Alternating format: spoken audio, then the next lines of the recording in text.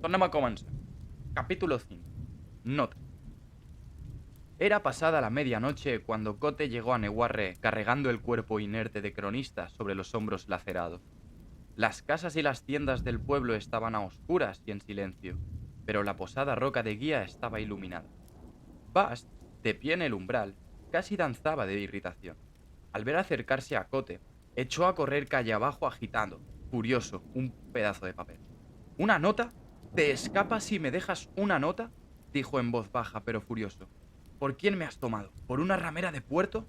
Cote se dio la vuelta y sacudió los hombros hasta depositar el cuerpo inerte de Cronista en los brazos de Bast. Sabía que lo único que haría sería discutir conmigo, Bast. Bast sujetó a Cronista ante él sin esfuerzo. Si al menos hubiera sido una nota decente. Si estás leyendo esto, seguramente estoy muerto. ¿Qué clase de nota es esa? Se suponía que no la encontrarías hasta mañana, respondió Cote cansado, y echaron a andar por la calle hacia la posada. Bast miró al hombre que llevaba en brazos como si lo viera por primera vez. ¿Quién es este? Lo zarandeó un poco, mirándolo con curiosidad antes de cargárselo sobre un hombro con facilidad, como si fuera un saco de arpillería. Un pobre desgraciado que pasaba por el camino en el momento menos adecuado, contestó Cote con desdén. No lo sacudas demasiado, todavía debe de tener la cabeza un poco suelta. Pero, ¿qué demonios has ido a hacer? Preguntó Bast cuando entraron en la posada. Si me dejas una nota, al menos deberías decirme que... Bast abrió mucho los ojos al ver a Cote a la luz del interior de la posada, pálido y cubierto de barro y de sangre. Si quieres, puedes preocuparte, dijo Cote con brusquedad. Es tan grave como parece. Has salido a buscarlos, ¿verdad? Dijo Bast en voz baja y entonces abrió mucho los ojos. No, te quedaste un trozo del que mató a Carter. No puedo creerlo, me mentiste. ¡A mí! Cote suspiró y subió pesadamente la escalera. ¿Estás enfadado porque te he mentido o porque no me has pillado mintiendo? Preguntó. Me ofende que pensaras que no podías confiar en mí, contestó Bast farfullando de rubia. De rabia. Interrumpieron su conversación mientras abrían una de las numerosas habitaciones vacías del segundo piso. Desvestían a Cronista, lo acostaban y lo arropaban. Cote dejó la cartera y el macuto del escribano en el suelo, cerca de la cama. Tras salir y cerrar la puerta de la habitación, Cote dijo: Confío en ti, Bast, pero no quería ponerte en peligro. Sabía que podía hacerlo yo solo. Podría haberte ayudado, Reshid, replicó Bast, dolido. Lo sabes muy bien. Todavía puedes ayudarme, Bast, dijo Cote. Se dirigió a su habitación y dejó caer en el borde de la estrecha cama. Necesito que me cosas las heridas. Empezó a desabrocharse la camisa. Lo haría yo mismo, pero a los hombros y a la espalda no llego. No digas tonterías, Reshi, ya te lo haré yo. Cote señaló la puerta. Mis cosas están en el sótano. Usaré mis propias agujas, muchas gracias, dijo Bast con desdén. Son de un hueso de excelente calidad, no como esas repugnantes agujas de hierro melladas tuyas, que te perforan como pequeñas astillas de odio. Se estremeció. ¡Piedra y arroyo! Es espeluznante lo primitivos que podéis llegar a ser. Bast salió de la habitación y dejó la puerta abierta. Cote se quitó lentamente la camisa, haciendo muecas de dolor y aspirando entre los dientes, pues la sangre seca se pegaba y tiraba de las heridas. Volvió a adoptar una expresión estoica cuando Bast regresó con un cuenco de agua y empezó a lavarle. Cuando Bast hubo limpiado toda la sangre seca, aparecieron numerosos cortes largos y rectos. Se destacaban rojizos sobre la blanca piel del posadero, como si lo hubieran acuchillado con una navaja de barbero o con un trozo de cristal roto.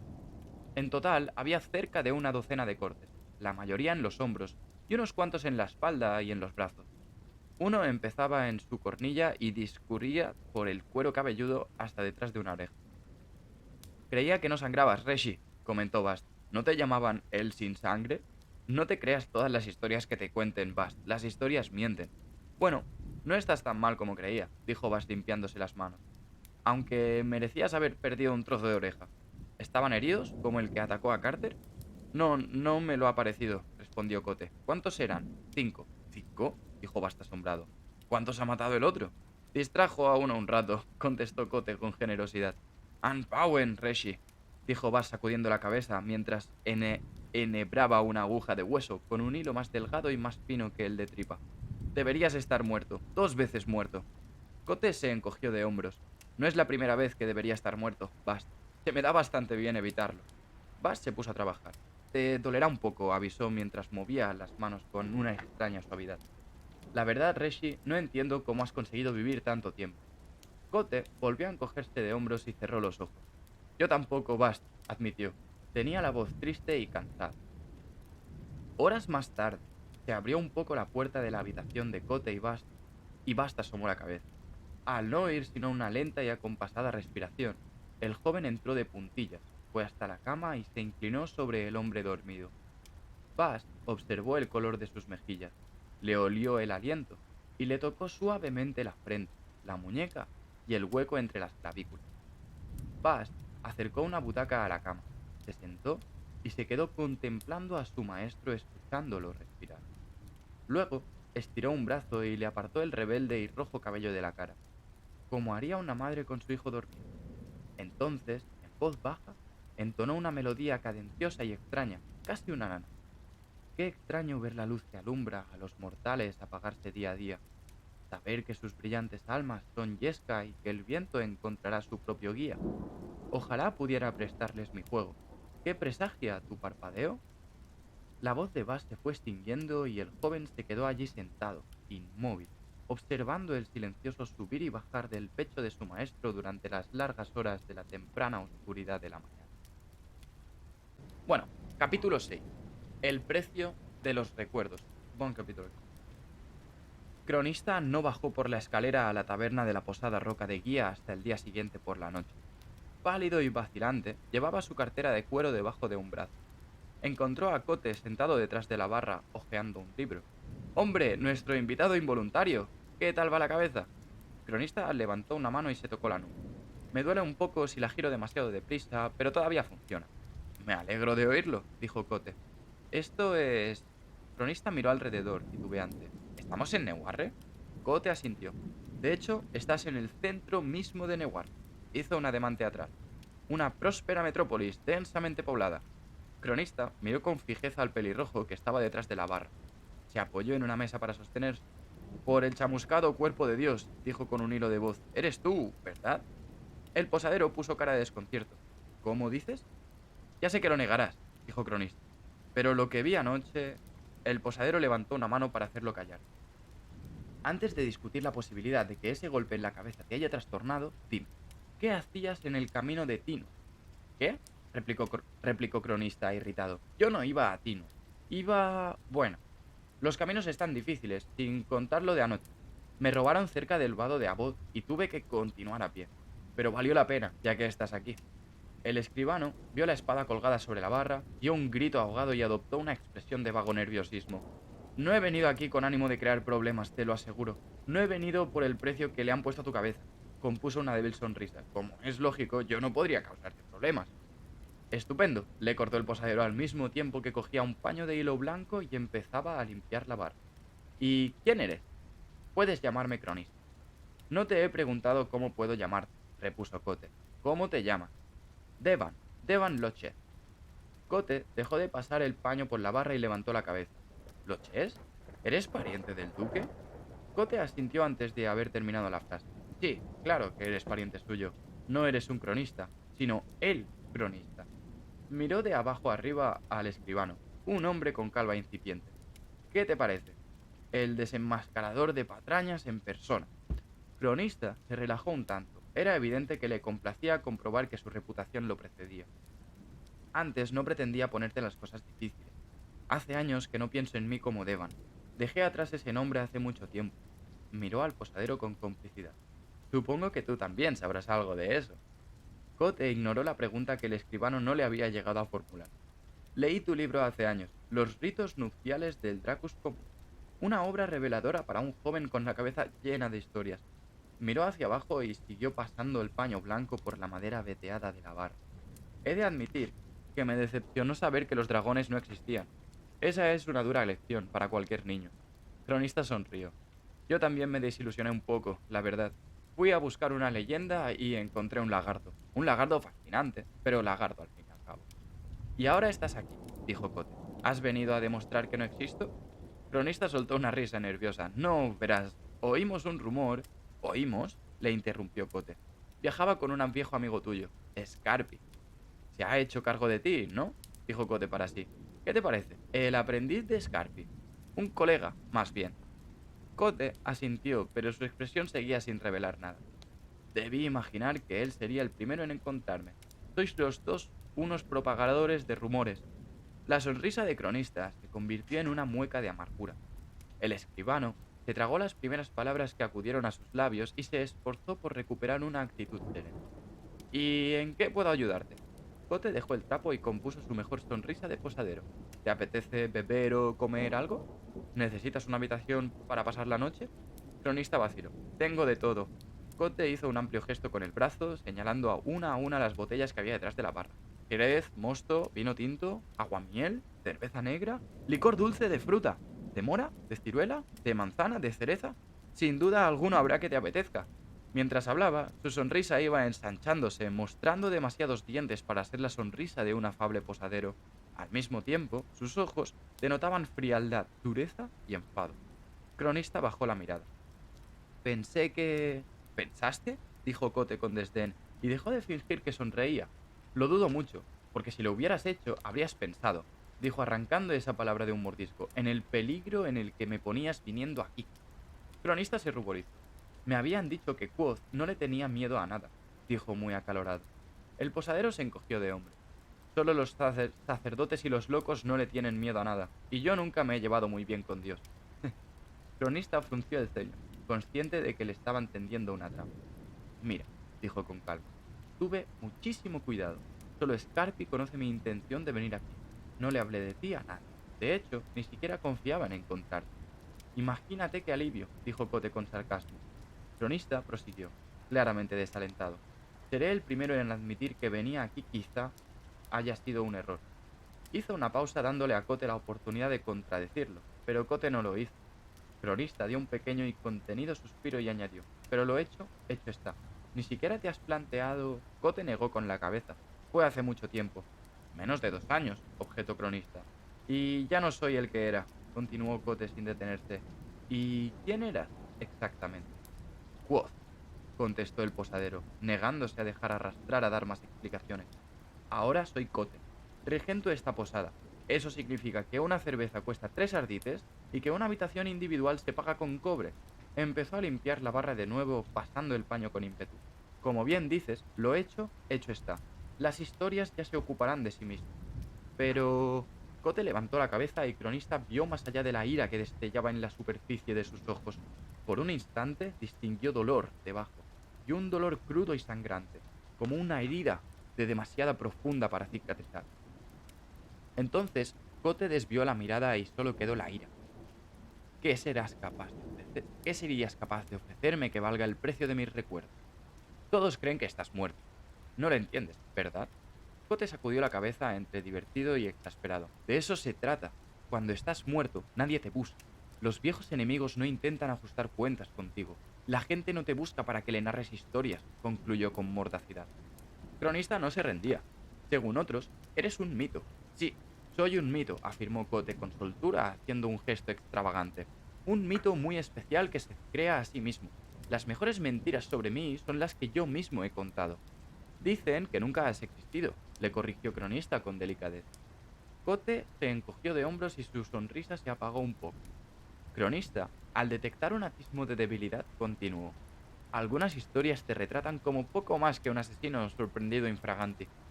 También soy eso. Cote se dio la vuelta y se puso a limpiar el mostrador de detrás de la barra. Volvió a encogerse de hombros, pero sin tanta indiferencia. He matado a hombres, y a seres que eran más que hombres, y todos se lo habían ganado. Cronista sacudió lentamente la cabeza. Las historias te llaman asesino, no héroe. Quoth, el arcano, y Quoth, el asesino de reyes, son dos personajes muy diferentes. Cote dejó de limpiar el mostrador y se volvió hacia el escribano. Asintió sin levantar la cabeza. Algunos incluso dicen que hay un nuevo Chandrian, un nuevo terror en la noche. Tiene el pelo tan rojo como la sangre que derrama. Las personas que importan saben ver la diferencia, replicó Cote como si intentara convencerse a sí mismo, pero lo dijo sin convicción, con una voz cansada que denotaba desalento. Cronista dio una breve risotada. Claro, de momento, pero tú, más que nadie, Tendrías que darte cuenta de lo delgada que es la línea que separa la verdad de una mentira convincente, la línea que separa la historia de un relato entretenido. Cronista hizo una pausa para que su interlocutor asimilara las palabras. ¿Sabes cuál de las dos cosas ganará con el tiempo? Cote se quedó de cara a la pared de detrás de la barra, con las manos apoyadas en el mostrador. Tenía la cabeza un poco agachada, como si soportara una pesada carga. No dijo nada. Cronista, intuyendo la victoria, decidió ir un poco más allá. Dicen que hubo una mujer. ¿Qué saben ellos? Dijo Cote con una voz cortante como una sierra. ¿Qué saben ellos de lo que pasó? Hablaba en voz tan baja que Cronista tuvo que contener la respiración para oír. Dicen que esa mujer... De pronto las palabras de Cronista se atascaron en su garganta reseca, y se produjo un silencio artificial en la habitación de Cote. En la habitación, Cote estaba de espaldas, inmóvil y apretaba la mandíbula. Su mano derecha, envuelta en un trapo blanco y limpio, se cerró lentamente formando un puño. A unos 2 palmos de distancia se rompió una botella. El olor a fresas llenó la taberna junto con el sonido de cristales rotos. Fue un ruido pequeño dentro de una quietud enorme, pero fue suficiente para romper el silencio en pequeñas y afiladas esquirlas. Cronista se quedó helado al comprender, de pronto, lo peligroso que era el juego al que estaba jugando. De modo que esa es la diferencia entre contar una historia y estar dentro de una historia, pensó como atontado. El miedo. Cote se dio la vuelta. ¿Qué saben ellos de esa mujer?, preguntó en voz baja. Al ver la cara de Cote, a Cronista se le cortó la respiración. La expresión pálida del posadero era como una máscara destrozada. El semblante que había dejado de esa máscara reflejaba una profunda angustia. Sus ojos estaban en ese mundo y en otro, recordando. Cronista pensó, sin proponérselo, en una historia que había oído, una de tantas. Era el relato de cómo Quoth había perseguido el deseo de su corazón. Tuvo que engañar a un demonio para conseguirlo, pero una vez conseguido, tuvo que pelear contra un ángel para conservarlo. Es cierto, pensó Cronista, antes solo era una historia, pero ahora puedo creer en ella. Esa es la cara de un hombre que ha matado a un ángel. ¿Qué van a saber ellos de mí?, preguntó Cote como con una ira sorda en la voz. ¿Qué van a saber sobre nada de todo esto? Hizo una breve pero enérgico ademán de que parecía abarcarlo todo. La botella rota, la barra, el mundo entero. Cronista tragó saliva para aliviar la garganta seca. Solo lo que le cuenta. Tip, tip, tip, tip. El goteo del licor de la botella rota empezó a marcar una cadencia irregular en el suelo. ¡Ah! Cote dio un largo resoplido. Tip, tip, tip, tip. Muy listo. Utilizarías mi mejor truco contra mí. Tomarías mi relato como rehén. Contaría la verdad. Solo la verdad podría romperme. ¿Qué hay más duro que la verdad? Sus labios dibujaron una sonrisa burlona y forzada. Durante unos instantes, solo el débil golpeteo de las botas contra el suelo mantuvo el silencio a raya. Entonces Cote salió por la puerta que había detrás de la barra. Cronista se quedó plantado, incómodo, en la habitación vacía, sin saber si lo habían echado de allí o no. Unos minutos más tarde, Cote regresó con un cubo de agua jabonosa. Sin mirar a Cronista, empezó a lavar sus botellas con pasimonia, una a una. Cote las limpió de la base que se había manchado de licor de fresa, y fue poniéndolas en la barra entre Cronista y él, como si ellas pudieran defenderlo. De modo que saliste en busca de un mito y encontraste a un hombre, dijo con voz monótona sin levantar la cabeza. Has oído las historias y ahora quieres los hechos reales. Cronista, muy aliviado, dejó su cartera en una de las mesas, sorprendido por el ligero temblor de sus manos. Oímos hablar de ti no hace mucho, solo era un vago rumor. La verdad es que yo no esperaba... Hizo una pausa, de pronto se sentía muy turbado. Creía que serías mayor. Lo soy, replicó Cote. Cronista lo miró desconcertado, pero antes de que pudiera decir nada más, el posadero continuó. ¿Qué te trae a este miserable rincón del mundo? Una cita con el conde Bedenbrick, contestó Cronista con cierto orgullo. Dentro de 3 días, entre ellas. El posadero se quedó quieto, con una botella en la mano. ¿Pretendes llegar a la mansión del conde en 4 días?, preguntó. Me he retrasado, admitió Cronista. Me robaron el caballo cerca del vado de Aboz. Miró por la ventana y contempló el cielo, cada vez más oscuro. Pero estoy dispuesto a perder unas horas de sueño. Me marcharé por la mañana y te dejaré tranquilo. Bueno, no querría que por mi culpa dejaras de dormir, dijo Cote con sarcasmo y su mirada volvió a endurecerse. Puedo resumirlo todo en una frase, carraspeó. Viajé, amé, perdí, confié y me traicionaron. Escríbelo y haz lo que quieras con ello. No te lo tomes así, se apresuró a decir Cronista. Si quieres, podemos dedicarle toda la noche y también unas horas de la mañana. ¡Qué gracia! Le espetó Cote. ¿Pretendes que te cuente mi historia en una noche? ¿Sin tiempo para serenarme? ¿Sin tiempo para prepararme? Sus labios dibujaron una fina línea. No, ve a coquetear con tu conde, no quiero saber nada. Si estás seguro de que necesitarás, dijo Cronista atropelladamente. Sí, Cote dejó una botella en la barra con un fuerte golpazo. Creo estar seguro de que necesitaré más tiempo que el que tú me ofreces. Y esta noche no voy a darte ni un minuto. Una historia de verdad conlleva tiempo prepararla. Cronista frunció el ceño, nervioso, y se pasó las manos por el pelo. Podría dedicar todo el día de mañana a registrar tu historia. Se interrumpió al ver que Cote sacudía la cabeza. Tras una pausa, volvió a empezar, casi como si hablara solo. Si consigo un caballo en Baeden, puedo dedicarte todo el día de mañana, gran parte de la noche y una parte del día siguiente. Se frotó la frente. Odio cabalgar de noche, pero necesitaré 3 días, dijo Cote. Estoy completamente seguro. Cronista palideció. ¿Pero el conde? Cote hizo un ademán de desdén. Nadie necesita 3 días, dijo Cronista con firmeza. He entrevistado a Oren Belsier. A Oren Belsier, nada menos. Tiene 80 años, pero es como si hubiera vivido 200. 500 si contamos las mentiras. Él fue a buscarme, añadió con un énfasis particular. Solo tardó 2 días. Esta es mi oferta, se limitó a replicar el posadero. O lo hago bien o no lo hago. ¡Espera! De pronto el rostro de Cronista se iluminó. Ya lo había pensado, dijo sacudiendo la cabeza, avergonzado de su propio descuido. Iré a visitar al conde y volveré aquí. Entonces podrás tomarte todo el tiempo que quieras. Hasta podría traer a Scarpi. Cote miró a Cronista con profundo desprecio. ¿Qué te hace pensar que seguiré aquí cuando regreses? Preguntó, incrédulo. Y además, ¿qué te hace pensar que tienes la libertad de salir de aquí cuando se te antoje sabiendo lo que sabes? Cronista se quedó muy quieto. ¿Me estás...? Tragó saliva y empezó otra vez. ¿Me estás diciendo que...? Tardaré 3 días en contarte la historia, lo interrumpió Cote. ¿Empezaré mañana? Esto es lo que te estoy diciendo. Cronista cerró los ojos y se pasó una mano por la cara. El conde se pondrá furioso, por supuesto, al saber lo que le costaría a Cronista volver a ganarse su simpatía. Sin embargo, si es la única manera, acepto. Me alegro. El posadero se relajó y esbozó una sonrisa. Pero dime, ¿de verdad es tan inusual lo de los 3 días? Cronista volvió a aparentar serenidad. Sí, 3 días es bastante raro, pero... Su tono de voz ya no denotaba tanta altanería. Pero... Hizo un gesto para expresar los inservibles que eran las palabras. Eres Quoth. El hombre que se hacía llamar Cote levantó la cabeza detrás de las botellas. Sus carnosos labios compusieron una sonrisa pícara. Le chispeaban los ojos. Parecía más alto.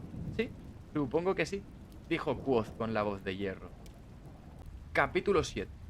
De los inicios y de los nombres de las cosas. El sol entraba a raudales en la roca de guía. Era una luz fresca y limpia, ideal para cualquier inicio. Acarició al molinero cuando éste puso en marcha su norio. Iluminó la forja que el herrero había encendido de nuevo después de 4 días trabajando el metal en frío. Tocó a los caballos de tiro enganchados a los carros y las hojas de las guadañas, que relucían afiladas y preparadas para empezar el día de otoño. Dentro de la roca de guía, la luz iluminaba la cara de Cronista y una página en blanco que esperaba las primeras palabras de una historia. Otro principio. Resbalaba por la barra, esparcía un millar de diminutos arcoíris que nacían en las botellas de colorines y trepaba por la pared hacia la espada, como si buscara un último principio. Pero cuando la luz alcanzó la espada no se vio ningún inicio. De hecho, la luz que reflejaba la hoja de la espada era mate, bruñida y muy antigua. Cronista la miró y recordó que, aunque aquello fuera el comienzo de un día, estaban a finales de otoño y cada vez hacía más frío. La espada brillaba con la conciencia de que el amanecer era un pequeño principio comparado con el final de una estación, con el final de un año. Cronista apartó la mirada de la espada. Sabía que Quoth había dicho algo, pero no sabía qué. ¿Perdón? ¿Cómo dices? ¿Qué hace la gente normalmente para contar su historia?, preguntó Quoth. Cronista se encogió de hombros. Me describen lo que recuerdan, sencillamente. Luego yo registro los hechos en el orden correcto, elimino los pasajes innecesarios, aclaro, simplifico y esas cosas. Quoth frunció el ceño. Me parece que eso no servirá. Cronista lo miró y esbozó una tímida sonrisa. Cada narrador tiene su estilo. En general, todos prefieren que no corrijas sus historias, pero también prefieren un público atento. Normalmente, yo escucho y registro más tarde. Tengo una memoria casi perfecta. ¿Casi perfecta? A mí no me basta con eso. Woz se llevó un dedo a los labios. ¿Escribes deprisa? Cronista sonrió con seguridad. Más rápido de lo que hablo. Woz arqueó una ceja. Me gustaría comprobarlo. Cronista abrió su cartera. Sacó un fajo de papel blanco muy fino y un tintero. Después de colocarlos con cuidado, mojó una pluma y miró expectante a Quoth. Quoth se inclinó hacia adelante en la silla y empezó a hablar a toda velocidad. Yo soy, nosotros somos, ella es, él era, ellos serán. La pluma de cronista se deslizaba por la página danzando bajo la atenta mirada de Quoth. Yo, cronista, reconozco por la presente que no sé leer ni escribir, suspiro. Irreverente, grajilla, cuarzo, laca, egoliante, linta, luz, sorenea. Érase una vez una joven viuda de Phaeton, cuya moral era más dura que el tizón. Fue a confesarse por obsesionarse. Woz se inclinó un poco más hacia adelante para ver cómo escribía Cronista. Interesante. Ya puedes parar. Cronista volvió a sonreír y limpió la pluma con un trapo. La página que tenía delante mostraba una sola línea de símbolos incomprensibles. ¿Qué es? ¿Una clave? Se preguntó Woz en voz alta. Y eres muy pulcro. Seguro que no malgastas mucho papel. Le dio la vuelta a la hoja para examinarla más de cerca. Nunca malgasto papel, dijo Cronista con altanería. Woz asintió sin levantar la cabeza. ¿Qué significa Egolian? Preguntó el escribano. Nada, me lo he inventado. Quería comprobar si una palabra desconocida te hacía ir más despacio. Se enderezó y acercó un poco más su silla a la de Cronista. En cuanto me enseñes a descifrar eso, podemos empezar. Cronista lo miró, indeciso. Es un código muy complejo. Al ver el ceño de Quoth, suspiró. Está bien, lo intentaré. Cronista inspiró hondo y empezó a escribir una línea de símbolos mientras hablaba. Para hablar, empleamos cerca de 50 sonidos diferentes. Le he asignado a cada uno un símbolo que consiste en uno o dos trazos de la pluma. Es todo un sonido. Podría transcribir un idioma aunque no lo entendiera, señaló. Esos son los diferentes sonidos vocales. Todas las líneas son verticales, observó Quoth mirando atentamente la página. Cronista hizo una pausa y perdió el ritmo. Pues sí. Entonces las consonantes serían horizontales. ¿Y se combinarían así? Woz cogió la pluma y trazó unos símbolos en la página. Muy hábil para escribir una palabra. Nunca necesitarías más de 2 o 3. Cronista miró a Quoth sin decir nada. Quoth no se dio cuenta porque estaba concentrado en la hoja. Que aquí pone yo soy, estos signos deben de representar el sonido O. Examinó uno de los grupos de caracteres que había escrito Cronista. Ella es E-A-E. Quoth asintió y le puso la pluma en la mano a Cronista. Enséñame las consonantes. Cronista las escribió, perplejo, recitando los sonidos a medida que los transcribía. Pasados unos momentos, Quoth cogió la pluma y contempló él mismo la lista, pidiéndole al atónico cronista que lo corrigiera si cometiera algún error. El escribano vio y escuchó cómo Quoth completaba la lista. Todo el proceso duró unos 15 minutos. Quoth no cometió ni un solo error. Un sistema maravillosamente eficaz, admitió Quoth. Muy lógico, ¿lo has concebido tú mismo? Cronista tardó un rato en replicarse. Se quedó mirando las hileras de símbolos que Quoth había anotado en la hoja. Al final, ignorando la pregunta de su interlocutor, preguntó: ¿Es cierto que aprendiste Temán en un solo día? Quoth esbozó una sonrisa y agachó la cabeza. De eso hace mucho tiempo. Casi lo había olvidado. Tardé un día y medio, para ser exactos. Un día y medio sin dormir. ¿Por qué lo preguntas? Me lo contaron en la universidad, pero no me lo creí. Miró la página con su clave escrita con la pulcra caligrafía de Quoth. ¿Entero? Quoth lo miró sin comprender. ¿Cómo? ¿Que si aprendiste todo el idioma entero? No, claro que no, contestó Quoth con cierta irritación. Solo una parte. Una parte importante, desde luego, pero no creo que se pueda aprender todo de nada, y menos de un idioma. Se frotó las manos. Bueno, ¿estás listo? Cronista sacudió la cabeza como para despejarla. Sacó otra hoja de papel y asintió. Quoth levantó una mano para impedir que Cronista empezara a escribir y dijo: Nunca he contado esta historia, y dudo mucho que vuelva a contarla. Se inclinó hacia adelante. Antes de empezar, debes recordar que soy un Edena Ruk. Nosotros ya contábamos historias antes de que ardiera Caluptena, antes de que hubiera libros donde escribir, antes de que hubiera música que tocar. Cuando prendió el primer fuego, nosotros, los Ruk, estábamos allí contando historias en el círculo de su parpadeante luz. Quoth miró al escribano, asintió y prosiguió. Conozco tu reputación de gran coleccionista de historias y cronista de sucesos. La mirada de Quoth se endureció. Se volvió dura como el pedernal y afilada como un trozo de cristal roto. Ahora bien, ni se te ocurra cambiar ni una sola palabra de lo que voy a decir. Si te parece que voy por las ramas, si te parece que divago, recuerda que las historias reales pocas veces toman el camino más recto. Cronista asintió con solemnidad, tratando de imaginar la mente capaz de descifrar su código en menos de una hora. Una mente capaz de aprender un idioma en un solo día.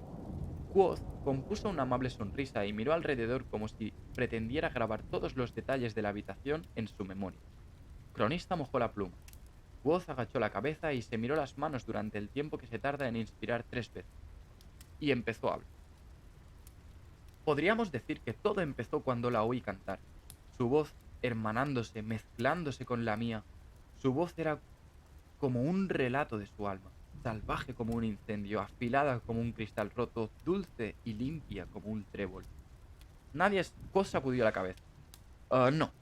Todo empezó en la universidad. Fui a aprender el tipo de magia de que hablaban las historias. Magia como la de Taorrin el Grande. Quería aprender el nombre del viento. Quería dominar el fuego y el rayo. Quería respuestas a las 10.000 preguntas y acceso a su archivo. Sin embargo, lo que encontré en la universidad no se parecía nada a las historias y eso me dejó muy consternado. Pero supongo que el verdadero principio está en lo que me llevó a la universidad. Fuegos inesperados en el crepúsculo. Un hombre con ojos como el hielo en el fondo del pozo. Un olor, el olor a sangre y a pelo quemado. Los Chandrian. Movió la cabeza afirmativamente. Sí, supongo que ahí es donde empieza todo. Esto en gran medida es una historia sobre los Chandrian. Quoth sacudió la cabeza como si tratara de librarse de un pensamiento siniestro.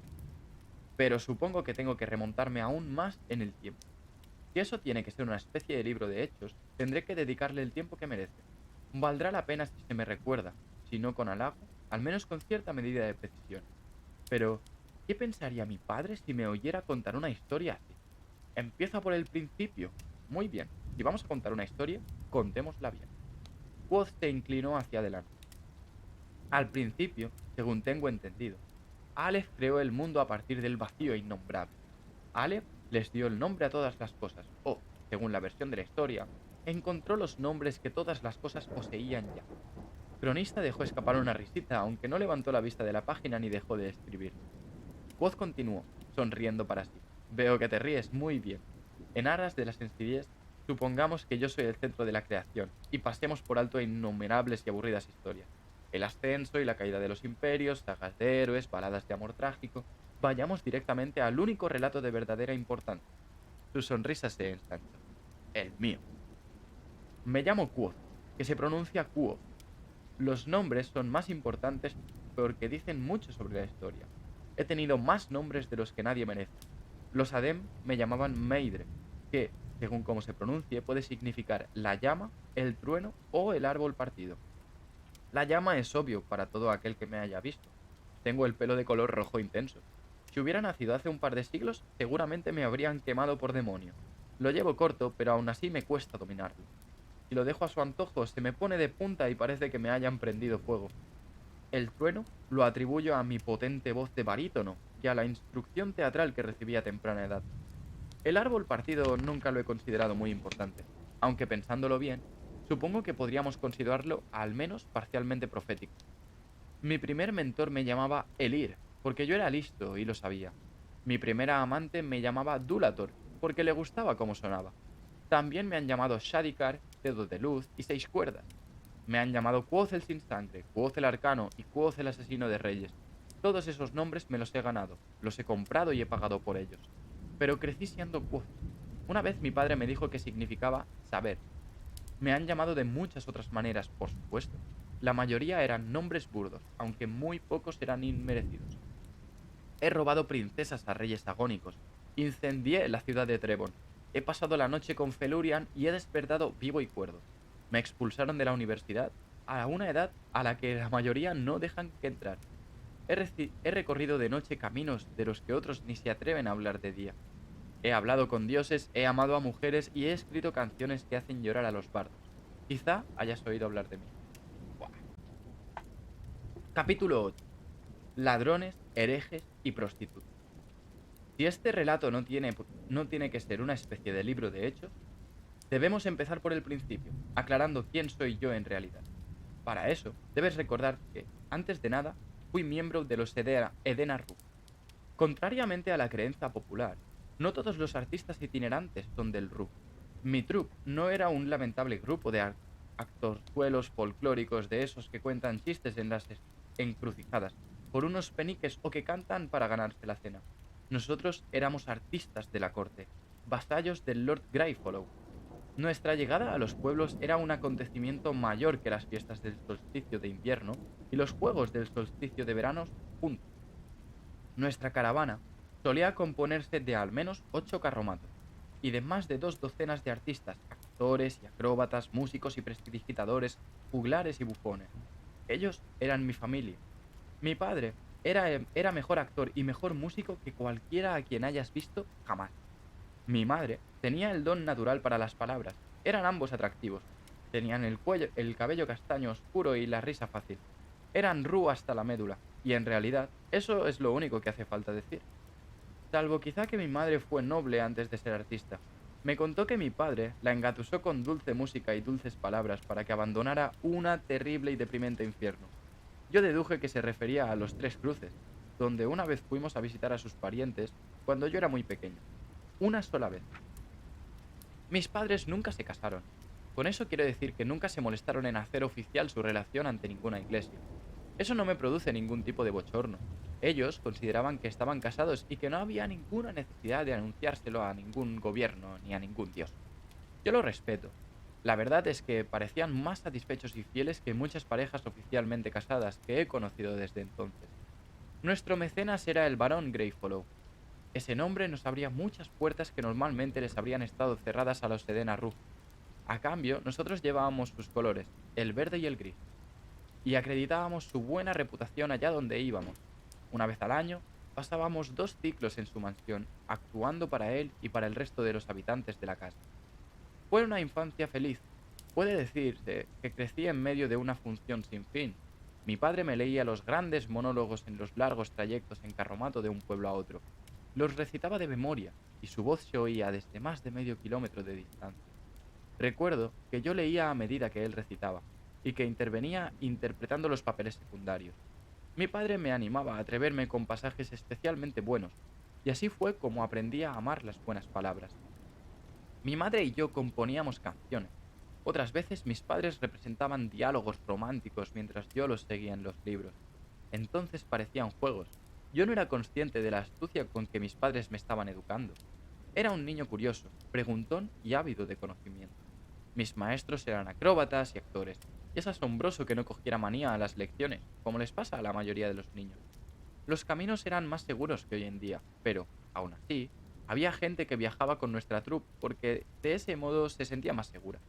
Esas personas complementaron mi educación. Adquirí conocimientos rudimentarios del derecho de la mancomunidad, de un abogado itinerante demasiado borracho o demasiado pedante para darse cuenta de que le estaba dando sermones a un niño de 8 años. Aprendí los secretos del bosque de un cazador llamado Lackley, que viajó con nosotros casi una estación entera. Aprendí las sórdidas maquinaciones de la corte real de Modek de una cortesana. Como salía a decir mi padre, al pan pan y al vino vino, pero a una prostituta llámala siempre señora.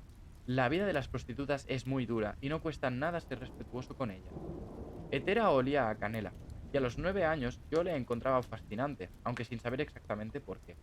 Ella me enseñó que no debía hacer nada en privado de lo que no quisiera hablar, de lo que no quisiera que se hablara en público, y me advirtió del peligro de hablar en sueños. Y luego vino Abed, mi primer maestro de verdad. Él me había convertido en el hombre que soy hoy. Perdonao. Perdona com és això. Hetera olía a canela y a los 9 años yo la encontraba fascinante, aunque sin saber exactamente por qué. Ella me enseñó que no debía hacer nada en privado de lo que no quisiera que se hablara en público, y me advirtió del peligro de hablar en sueños. Y luego vino Aben, mi primer maestro de verdad. Él me enseñó más que todos los otros juntos. De no ser por él, no me habría convertido en el hombre que soy hoy. Te agradecería que no se lo tengas en cuenta, porque él lo hizo con buena intención. Tendréis que marcharos de aquí, dijo el alcalde. Acampad fuera del pueblo y nadie os molestará mientras no provoquéis peleas ni os llevéis nada que no sea vuestro. Le lanzó una mirada elocuente a mi padre, y mañana Os vais con viento fresco. Nada de representaciones, no causan más que problemas. Tenemos licencia, contestó mi padre sacando una hoja de pergamino doblada del bolsillo interior de la chaqueta. Es más, pagamos para actuar. El alcalde negó con la cabeza y ni se molestó en leer nuestro documento de mecenazgo. La gente se alborota, dijo vehemente. La última vez hubo una pelea de 1000 demonios durante la función, demasiado alcohol y demasiada excitación. La gente arrancó las puertas de la taberna y destrozó las mesas. Ese local es municipal, el ayuntamiento tiene que hacerse cargo de las reparaciones. Nuestros carromatos ya habían empezado a despertar curiosidad. Trip estaba haciendo malabarismos. Marion y su esposa estaban montando un espectáculo de marionetas improvisado. Yo observaba a mi padre desde la parte de atrás de nuestro carromato. No es nuestra intención ofenderlos ni ofender a su mecenas, prosiguió el alcalde. Pero el pueblo no puede permitirse otra noche como aquella. Como gesto de buena voluntad, estoy dispuesto a ofrecerles un cobre a cada uno. Pongamos 20 peniques, si siguen su camino y nos dejan tranquilos. Me gustaría aclarar que 20 peniques quizá fuera un buen pellizco para una troupe de pacotilla que vivía de forma precaria, pero para nosotros esa cifra era sencillamente insultante.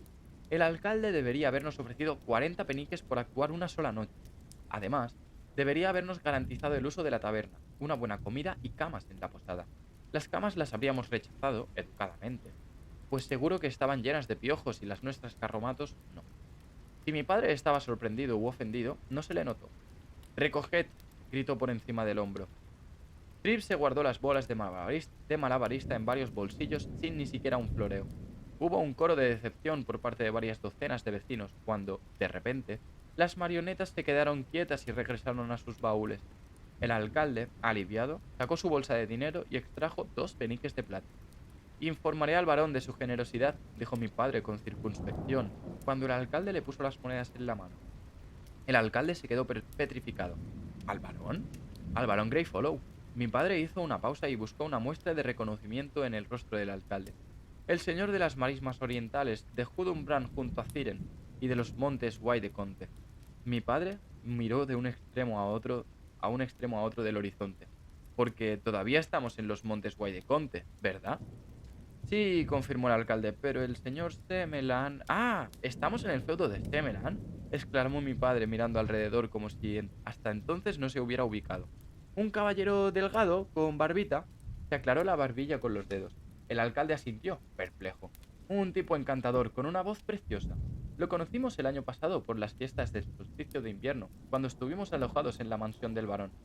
Ah, claro. El alcalde hizo una pausa elocuente. ¿Me permite ver su licencia? Vi cómo el alcalde leía el documento. Le llevó un buen rato, porque mi padre no se había molestado en mencionar la mayoría de los títulos de barón, tales como vizconde de Montrón y señor de Trelliston. La clave del asunto era la siguiente. Era verdad que Semelan controlaba aquel pequeño pueblo y todas las tierras circundantes, pero Semelan le debía fidelidad a Greyfollow. Más concretamente, Greyfollow era el capitán del barco, y Semelan fregaba la cubierta y le hacía el saludo. El alcalde dobló la hoja de pergamino y se la devolvió a mi padre. Entendido, dijo. Eso fue todo. Recuerdo que me quedé estupefacto al ver que el alcalde no se disculpaba ni le ofrecía más dinero a mi padre.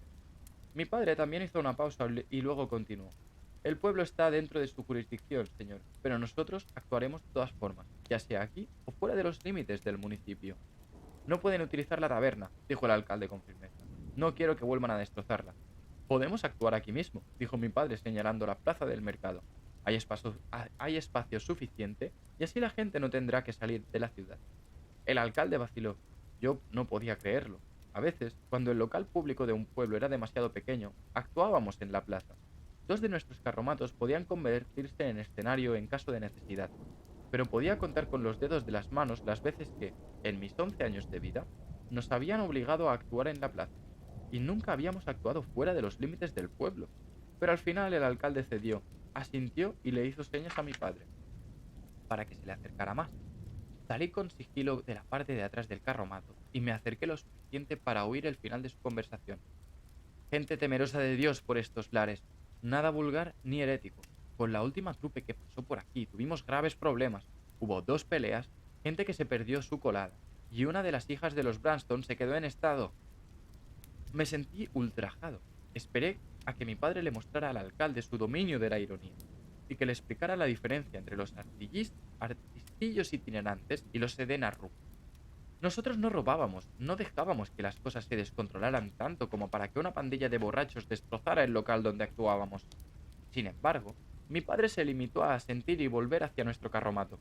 Le hizo señas a Trip para que siguiera haciendo malabarismos, volvió a sacar las marionetas de los baúles. Mi padre rodeó el carromato y me vio de pie, medio escondido, junto a los caballos. Por la cara que pones, supongo que habrás oído toda la conversación, dijo con una sonrisa irónica. No se lo tengas en cuenta, hijo mío. No destaca por su elegancia, pero sí por su sinceridad. Solo ha dicho en voz alta lo que otros piensan y callan. ¿Por qué crees que os hago ir a todos por parejas cuando actuamos en ciudades más grandes? Yo sabía que mi padre tenía razón. Sin embargo, era un trago amargo para un niño de mi edad. 20 peniques, dije en tono mordaz. Es como si nos ofreciera limosna. Eso es lo más difícil de creer en el Edenarru. Somos extraños en todas partes. Mucha gente nos ve como vagabundos y mendigos, mientras que otros nos comparan con ladrones, herejes y prostitutas. Es duro que te acusen injustamente, pero aún es peor cuando los que te miran con desprecio son unos toquetes que jamás han leído un libro ni han ido a ningún sitio que esté a más de 30 kilómetros de su pueblo natal. Mi padre rió y me alborotó el cabello. Deberías sentir lástima por él, hijo. Mañana nos iremos, pero él tendrá que convivir consigo mismo hasta el día de su muerte. Es un ignorante y un cretino, dije con amargura. Mi padre me puso una mano firme en el hombro para darme a entender que ya había hablado suficiente. Supongo que eso nos pasa por acercarnos demasiado a Atur. Mañana nos dirigiremos hacia el sur. Allí hay verdes pastos, gente más amable y mujeres más hermosas. Ahuecó una mano alrededor de una oreja, se inclinó hacia el carromato y me hincó un codo en las costillas. Lo estoy oyendo todo, dijo mi madre con voz dulce desde el interior. Mi padre sonrió y me guiñó un ojo. Bueno, ¿qué obra vamos a representar? Pregunté a mi padre.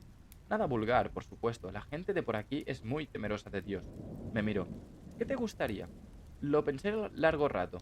Yo representaría algo del ciclo Campo Luminoso, La Forja del Camino, o algo por el estilo.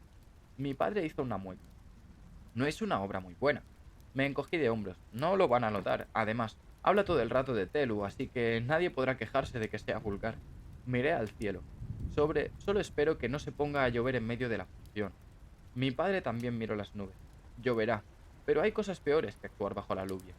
¿Cómo actuar bajo la lluvia y que te timen? Pregunté.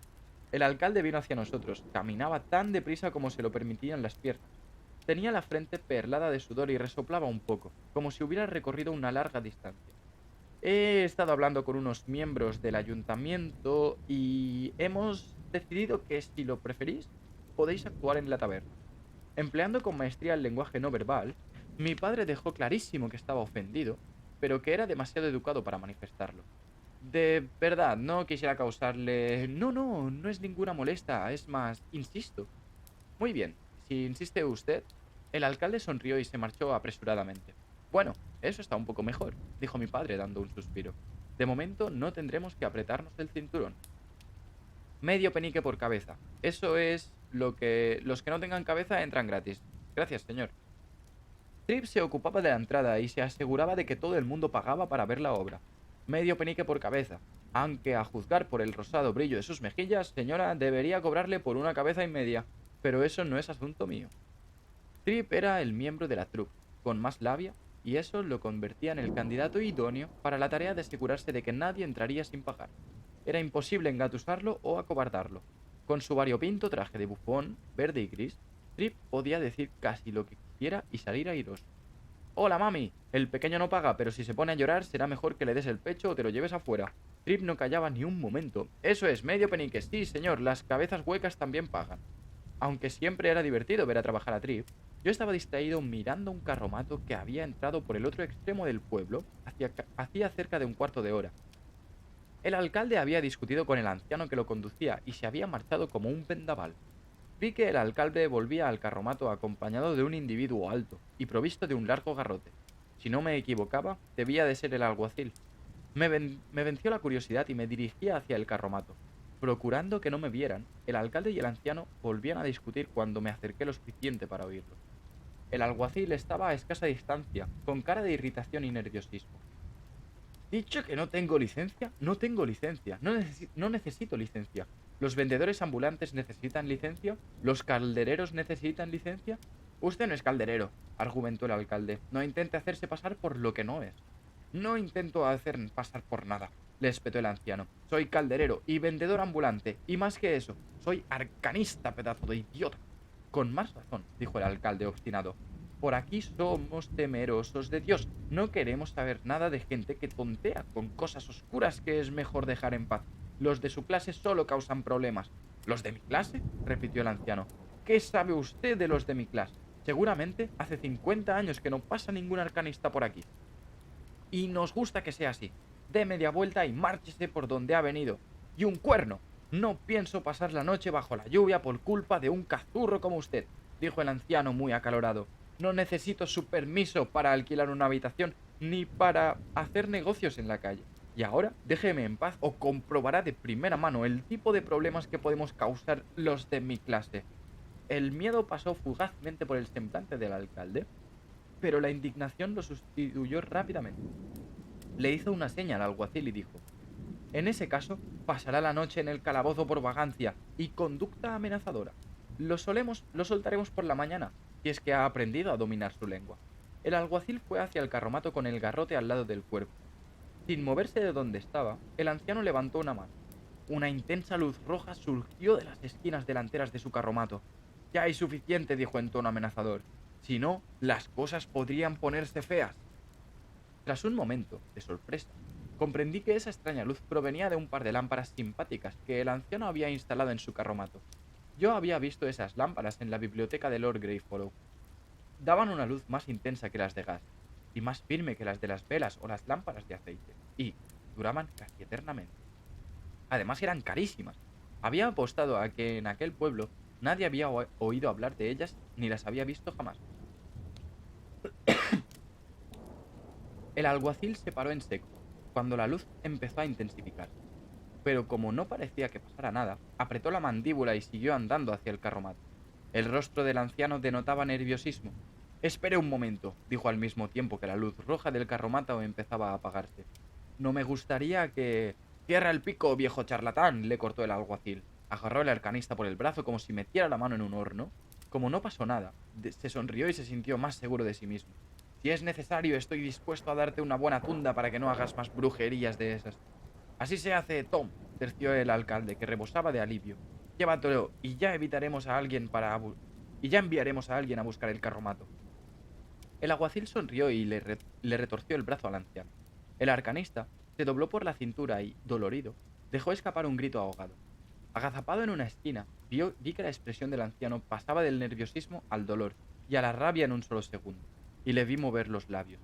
Una violenta ráfaga de viento surgió de la nada, como si de pronto, sin previo aviso, hubiera estallado una tormenta. El viento sacudió el carromato del anciano, que se levantó sobre dos ruedas y para luego caer de golpe sobre las cuatro. El alguacil se tambaleó y cayó al suelo, como si lo hubiera derribado la mano de Dios. Incluso donde yo estaba escondido, casi a 10 metros de distancia, el viento era tan fuerte que tuve que dar un paso adelante como si me hubieran empujado bruscamente por la espalda. ¡Fuera de aquí!, chilló furioso el anciano. No me atormentes más. Le prenderé fuego a tu sangre y te invadirá el miedo, frío como el hielo y duro como el hierro. Esas palabras me resultaron vagamente familiares, pero no sabía de qué me sonaban.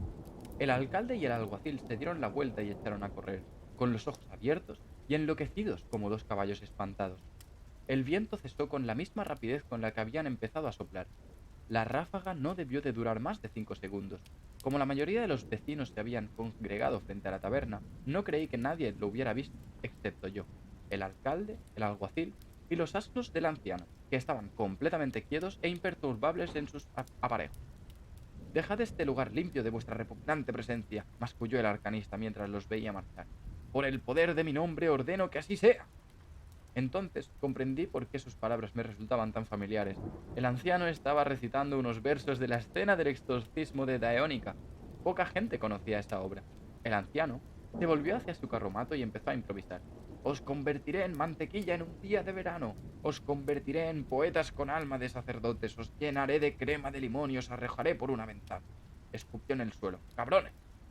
Se le fue pasando el enfado y dio un hondo y cansado suspiro. Bueno, podría haber sido mucho peor, murmuró mientras se frotaba el hombro del brazo que el alguacil le había retorcido.